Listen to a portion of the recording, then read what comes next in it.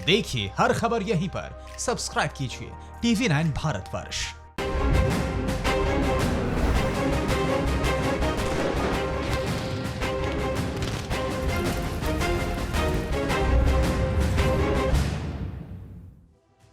नमस्कार, आपके साथ मैं हूं सुमेरा खान। चीन के झूठ और फरेब के खुलासों को लेकर हमारी खास पेशकश में हम एक बार फिर हाजिर हैं, एक ऐसे मुद्दे के साथ जिसका वास्ता पूरी मानवता से है। चीन के इतिहास और कारगुजारियों के बारे में आपने भी पढ़ा होगा, देखा भी होगा और सुना भी होगा।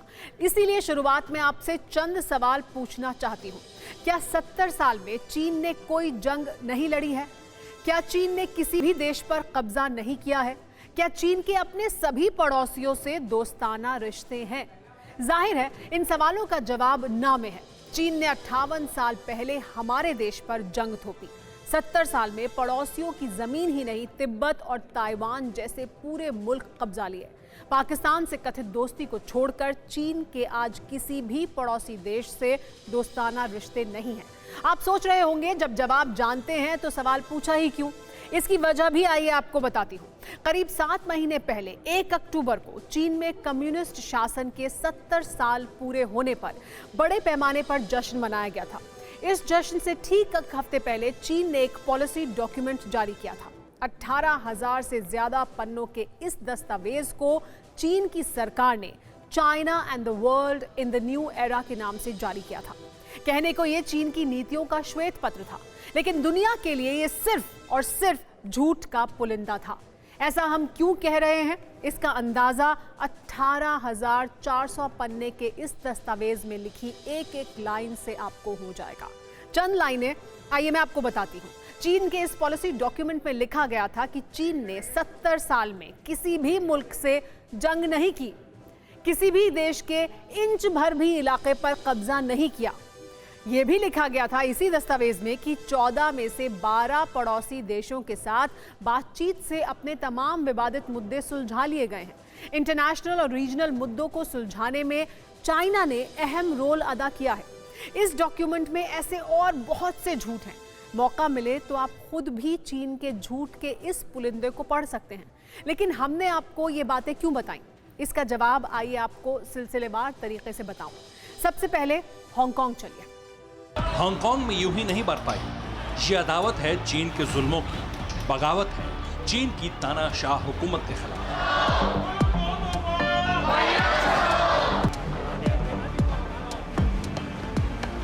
दुनिया जब कोरोना से निपट रही है, तब तकरीबन 70 लाख की आबादी वाले हांगकांग में 140 करोड़ चीनियों के खिलाफ विरोध का बिगुल बज रहा है।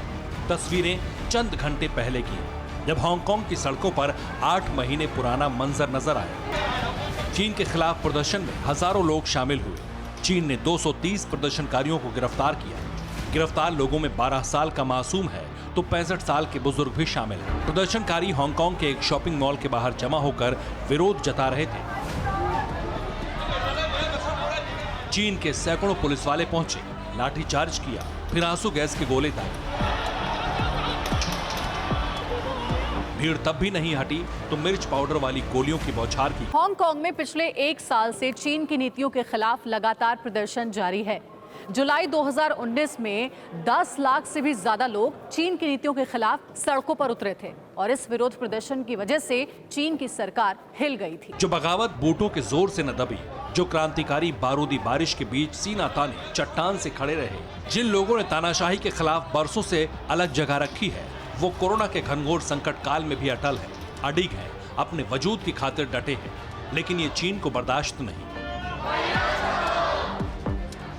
जिनपिंग इस दृश्य को देखकर दहल उठते हैं। ड्रैगन आर्मी के लिए ये तस्वीरें तिल मिलाने के लिए काफी।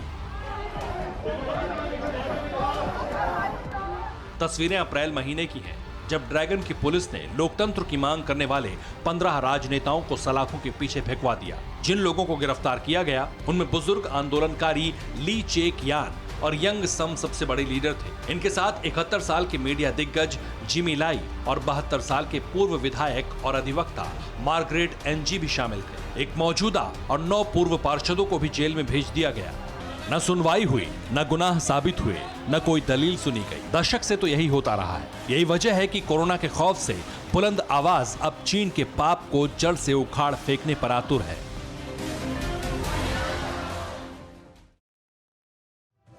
हांगकांग में प्रदर्शनों का पुराना इतिहास रहा है। चीन की तानाशाही के खिलाफ लोकतांत्रिक आंदोलनों की आग दशकों से यहां सुलग रही है, लेकिन हालिया अदावत की वजह एक प्रस्तावित कानून यानी एक्स्ट्राडिशन बिल है, जो अगर बन गया तो चीन जिसे चाहे हांगकांग से उठाकर अपने मुल्क में ले जा सकता है, यानी चीन में ले जा सकता है।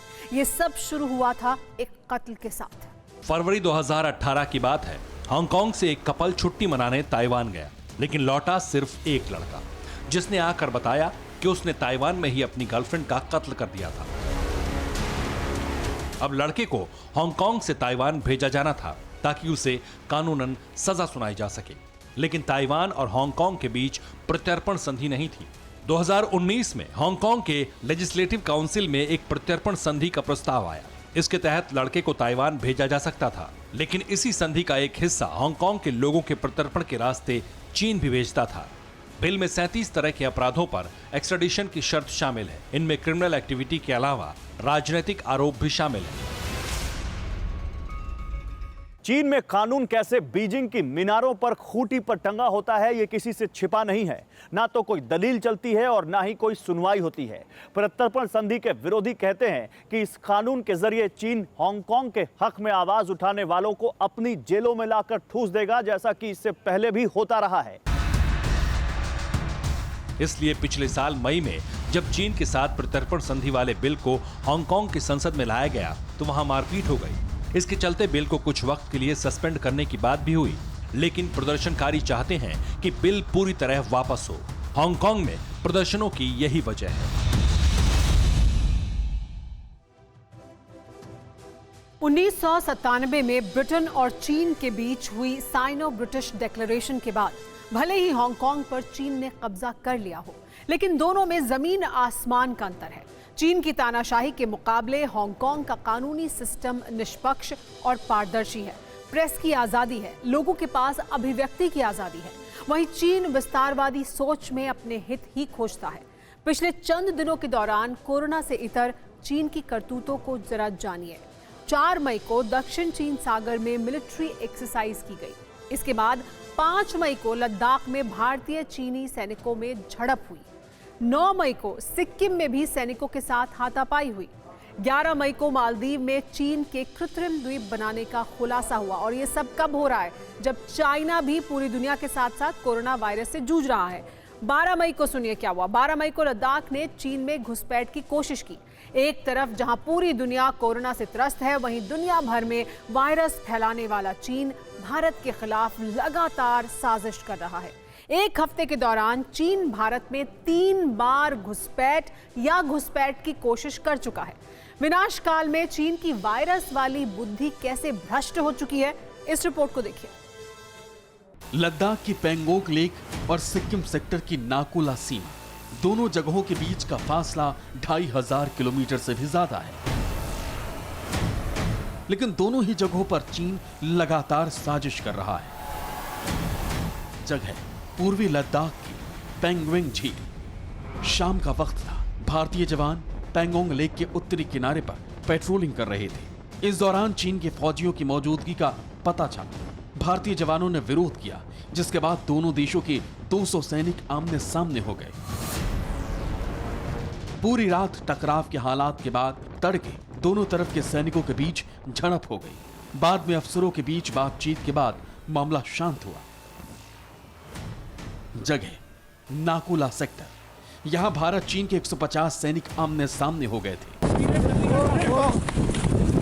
गश्त के दौरान आमने सामने हुए सैनिकों में हाथापाई हुई। बताया जा रहा है कि यह झड़प 9 मई को हुई। यहां भी बाद में अफसरों ने दखल दिया, फिर झड़प रुकी। जगह line of actual control. Ladakh में चीन ने फिर हिमाकत की। LAC के पास चीनी चॉपर्स देखे जाने का मामला सामने आया है। हालांकि चीन की इस चालबाजी को भारतीय वायुसेना के जाबाजों ने नाकाम कर दिया। चीनी चॉपर को भारतीय वायुसेना के लड़ाकू विमानों ने खदेड़ दिया। जगह हिंद महासागर। जमीन ही नहीं, समंदर में भी चीन साजिश कर रहा है। सैटेलाइट से मिली तस्वीरें बता रही हैं कि मालदीव के करीब हिंद महासागर में चीन आर्टिफिशियल द्वीप तैयार कर रहा है।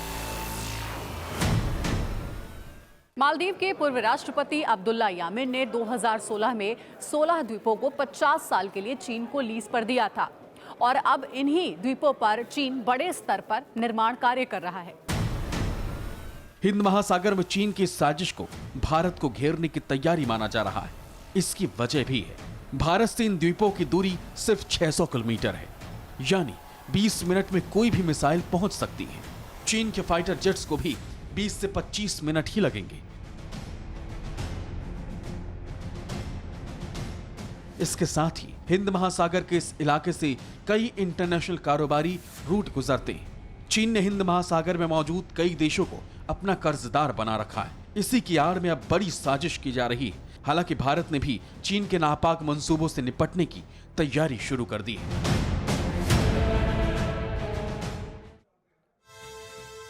चीन ने पहले पूरी दुनिया में वायरस फैलाया और दुनिया जब कोरोना से लड़ रही है तब चीन खुद के कोरोना मुक्त होने का झूठा दावा कर पड़ोसी देशों के खिलाफ साजिशें रच रहा है।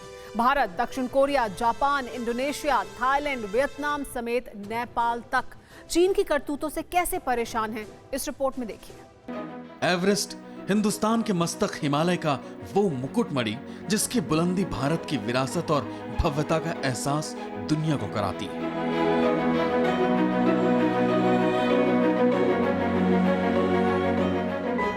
बर्फ से ढकी वो चोटी जो आसमान की असीमित ऊंचाई से मुकाबला करती है। दुनिया में बुलंदी का पैमाना कहे जाने वाले एवरेस्ट की चोटी पर अब चीन नापाक नजरें गड़ाने लगा है।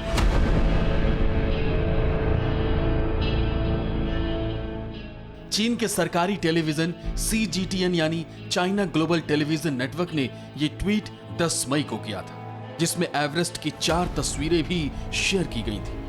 ट्वीट में लिखा था, माउंट चोमोलुंगमा पर सूर्य की रोशनी का शानदार नजारा। माउंट एवरेस्ट को चीन माउंट चोमोलुंगमा कहता है। 1960 में नेपाल और चीन ने सीमा विवाद को लेकर एक समझौते पर दस्तखत किए थे, जिसके मुताबिक एवरेस्ट को 2 हिस्सों में बांटा जाएगा। दक्षिणी हिस्सा नेपाल जबकि उत्तरी हिस्सा तिब्बत स्वायत्त क्षेत्र के पास रहेगा। लेकिन विस्तारवादी नीति वाला चीन पूरे एवरेस्ट पर कब्जा करना चाहता है। इसकी साजिश कैसे की जा रही है उसे इन तस्वीरों से समझा जा सकता है। मई के पहले हफ्ते में चीन का सर्वे करने वाली टीम एवरेस्ट के बेस पॉइंट पर पहुंची। दावा किया गया कि 53 सदस्यों की टीम एवरेस्ट की सटीक ऊंचाई का पता लगाएगी। इसके लिए पारंपरिक और आधुनिक दोनों तरह के तरीकों का इस्तेमाल किया जा रहा है। एवरेस्ट की ऊंचाई नापने की जरूरत क्यों पड़ी, इसे भी समझते हैं। नेपाल के मुताबिक एवरेस्ट की ऊंचाई 8,848 मीटर यानी 29,029 फीट है। इस ऊंचाई को दुनिया कबूल करती है। वहीं चीन 2005 के सर्वे के मुताबिक दावा करता है कि एवरेस्ट की ऊंचाई 8,844 मीटर यानी 29,017 फीट है। यानी एवरेस्ट की जिस ऊंचाई को दुनिया कबूल करती है, चीन उसे नहीं मानता। एक और जरूरी बात यह कि एवरेस्ट पर ज्यादातर माउंटेनियरिंग मिशन नेपाल के तरफ से होते हैं। बेहद दुर्गम होने की वजह से तिब्बत के तरफ से पर्वतारोही चढ़ाई नहीं कर सकते। यही वजह है कि चीन तकनीक की मदद से तिब्बत की तरफ स्थित एवरेस्ट के हिस्से का विकास कर रहा है। हालांकि नेपाल ने इस पर कड़ा ऐतराज जताया है।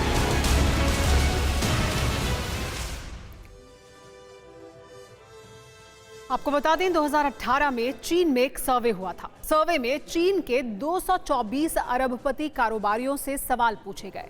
ये वो कारोबारी थे जिनकी औसत दौलत $4.5 मिलियन से ज्यादा थी। सर्वे में पूछा गया कि क्या वो चीन में रहना पसंद करते हैं। 2/3 कारोबारियों ने इसका जवाब ना में दिया।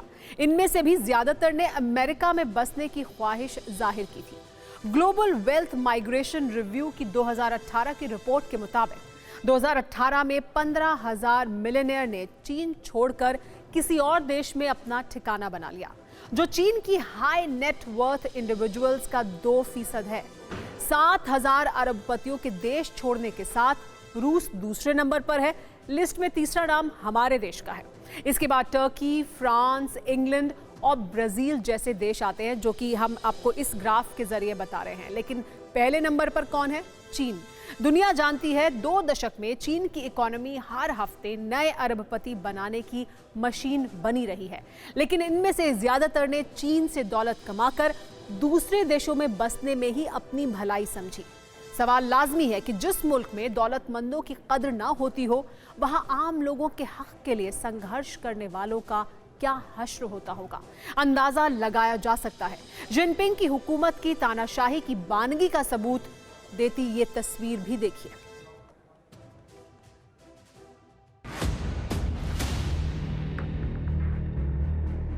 कोरोना मरीजों की लगातार देखभाल की जा रही है। लाखों मास्क और मेडिकल इक्विपमेंट बनाए जा रहे हैं। वुहान में लॉकडाउन है, लोगों को घरों में रहने के लिए कहा जा रहा है। 7 दिन में अस्पताल बना दिया गया। फरवरी में जब कोरोना वुहान में कहर बरपा रहा था, तब चीन दुनिया को इसी तरह की तस्वीरें दिखाकर खुद की करतूतों पर पर्दा डालता रहा। दुनिया भी समझती रही कि चीन पर मुसीबत आई हुई है, इसलिए उसका साथ देना चाहिए। लेकिन इन तस्वीरों की आड़ में ड्रैगन का वो डेथ ट्रैप तैयार हो रहा था जिसमें बेगुनाह बागियों को सबक सिखाया जा सके। इनमें एक नाम झांग झुजोंग का भी था। झांग चीन के मानवाधिकार कार्यकर्ता हैं। वुहान के कोरोना काल में जब चीन की फौज जोर जबरदस्ती की आड़ में सच्चाई को दबा रही थी, तब पेशे से वकील झांग मजलूमों की आवाज बुलंद कर रहे थे। झांग ने सोशल मीडिया में मुहिम चलाई थी। लिखा था, वुहान में लॉकडाउन से 22 दिन पहले तक वायरस की जांच होती रही और डॉक्टर ली वेनलियांग जैसे उन लोगों को सजा दी जाती रही जिन्होंने महामारी के बारे में दुनिया को बताया। लोगों की आवाज दबाकर खुद को काबिल बताने का दिखावा यही है। झांग अभिव्यक्ति की आजादी की वकालत करते रहे। चीन में इंसानी हुकूक के बारे में बात करने पर इनाम नहीं, सजा मिलती है। झांग को भी मिली। झांग ईस्ट चाइना यूनिवर्सिटी में प्रोफेसर थे। 2013 में उन्हें नौकरी से निकाल दिया गया। वजह लोकतंत्र के पक्ष में आवाज उठाना था। 2019 में उनसे वकालत का लाइसेंस भी छीन लिया गया। बावजूद इसके झांग लगातार चीन के गरीब और मजलूमों की आवाज बुलंद करते रहे। इसलिए आधी रात को पुलिस शंघाई में उनके घर पहुंची, पूछताछ के बहाने सलाखों में डाल दिया। 24 घंटे बाद रिहाई हो पाई। इस हिदायत के साथ कि जिनपिंग की हुकूमत के खिलाफ खामोश रहना होगा।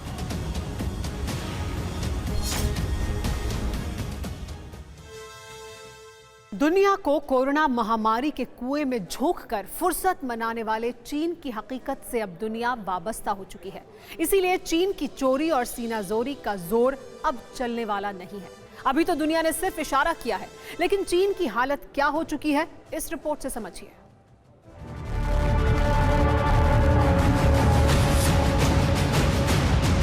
चीन के राष्ट्रपति शी जिनपिंग की ये तस्वीरें चंद घंटे पहले की हैं, जब जिनपिंग शांगजी प्रोविंस के गांवों में पहुंचकर खेतों के चक्कर लगा रहे थे।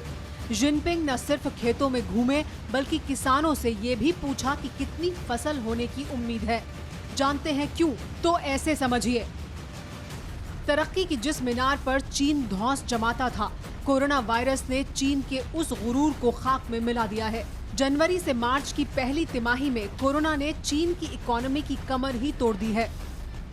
National bureau of statistics of China के मुताबिक 2020 की पहली तिमाही में ये 6.8% घट गई है, जो 1970 के बाद जीडीपी में सबसे बड़ी गिरावट है। रिपोर्ट बताती है कि 1990 की शुरुआत में जब से चीन ने अपनी जीडीपी को तिमाही में मापना शुरू किया, तब से ये पहला नेगेटिव ग्रोथ है। इतना ही नहीं, चीन में एक बार फिर 1958 की तरह ही अकाल के हालात बन सकते हैं। 1958 में चीन में पड़े भीषण अकाल में 2.5 करोड़ लोगों की मौत हुई थी। चीन की एग्रीकल्चर मिनिस्ट्री के इस साल के आंकड़ों के मुताबिक 2020 में चीन में 540 मिलियन टन अन्न पैदा हो सकता है, जबकि चीन में खाद्यान्न की सालाना डिमांड 700 मिलियन टन है। साफ है कि चीन में इस साल जरूरत से 200 मिलियन टन कम अन्न होगा, यानी चीन में गरीबी ही नहीं, भुखमरी के हालात भी बन सकते हैं। ये हालात तब बन रहे हैं जब चीन ने 2022 तक गरीबी मिटाने का टारगेट तय किया है। यही वजह है कि जिनपिंग इन दिनों किसानों की हालत जानने का दिखावा कर खेतों में घूम रहे हैं। लेकिन जिस तरह दुनिया चीन के खिलाफ हो रही है, उससे इतना तो तय है कि चीन अगर दुनिया की बारूदी मिसाइलों से बच जाता है, तब भी कुदरत जालिम मुल्क से अपना हिसाब चुकता जरूर करेगी। चीन की चालबाजी को पूरी दुनिया समझ गई है और यही वजह है कि आज प्रधानमंत्री ने आत्मनिर्भरता की बात की। 20 लाख करोड़ के पैकेज का ऐलान किया, जो देश की जीडीपी का 10% है। साथ ही कहा कि अब लोकल के लिए वोकल हो जाइए, मतलब स्वदेशी के लिए आवाज उठाइए। साथियों, हाल में सरकार ने कोरोना संकट से जुड़ी जो आर्थिक घोषणाएं की थी, जो रिजर्व बैंक के फैसले थे और आज जिस आर्थिक पैकेज का ऐलान हो रहा है, उसे जोड़ दें तो ये करीब करीब 20 लाख करोड़ रुपए का है। 20 लाख करोड़ रुपए का है। ये पैकेज भारत की जीडीपी का करीब करीब 10% है। समय ने हमें सिखाया है कि लोकल को हमें अपना जीवन मंत्र बनाना ही होगा। इसलिए आज से हर भारतवासी को अपने लोकल के लिए वोकल बनना है। लोकल के लिए वोकल बनना है। न सिर्फ लोकल प्रोडक्ट्स खरीदने हैं, बल्कि उनका गर्व से प्रचार भी करना है।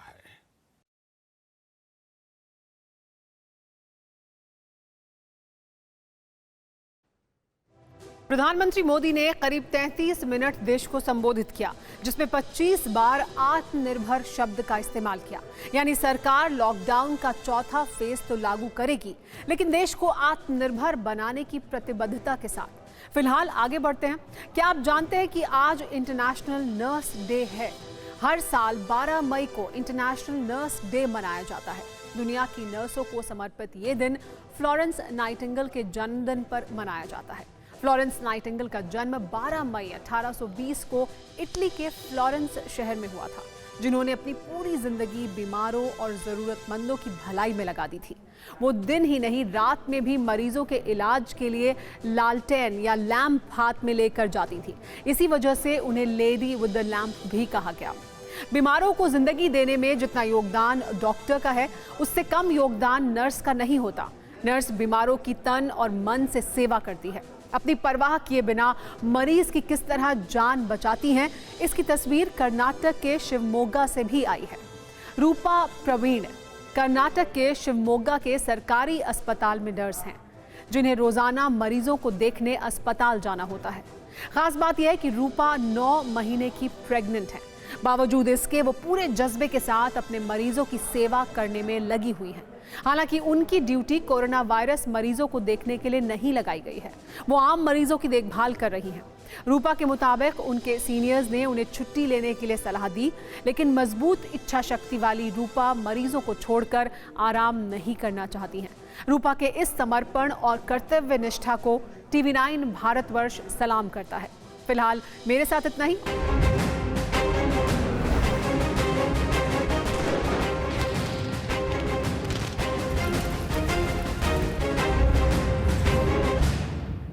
फिक्र आपकी, सोमवार से शुक्रवार रात 9 बजे सिर्फ TV9 भारतवर्ष पर।